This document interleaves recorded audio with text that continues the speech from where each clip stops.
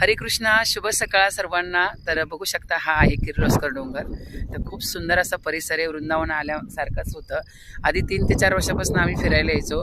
तर तेव्हाचा उद्देश वेगळा होता आणि प्रत्येकाचा नजरिया वेगळा असतो बघा. कोणी कपल फिरायला किंवा मनातल्या काही अडीअडचणी असेल प्रापंचिक त्या आपण सोडवायला येऊ शकतो.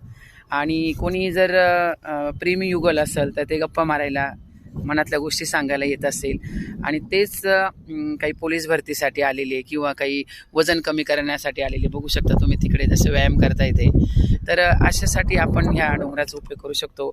तर प्रत्येकाचा नजर वेगळी असते. जसं साधू संतचा विचार वेगळा असतो तसं आता मी जो पूर्वी ह्या इकडे येण्याचा माझा उद्देश होता तो आता नाही आहे. तर माझा घरातला जेवढा जप होतो पहाटे तेवढा तर मी करतेच, पण इकडे मॉर्निंग वॉक पण होतो आणि त्याच्यानंतर छान असा जप होतो हरिकृष्ण महामंत्राचा. आणि खूप छान असं शुद्ध निर्मळ हवा. तिकडे मोरांचं पूर्ण एक थवाची थवा येतो. खूप झाडं आहेत तिकडे, खूप सारे मोर येतात. आम्ही त्या पक्ष्यांना दाणे पण टाकतो आणि मोरांचा आवाज पण मंत्रमुग्ध करणारा असतो.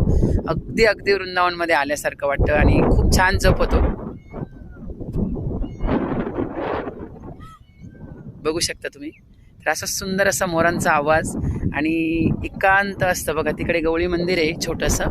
त्या मंदिराजवळ तुळशी वृंदावन आहे, प्राजक्ताचं झाड आहे, खूप छान अशी फुलं पडतात आणि तिथे पण खूप सुंदर जप होतो तुळशी वृंदावनाजवळ. तुम्ही कुठेही बसू शकतात एकांत, इथे कोणी डिस्टर्ब करायला येत नाही. तर छान असा जप होतो.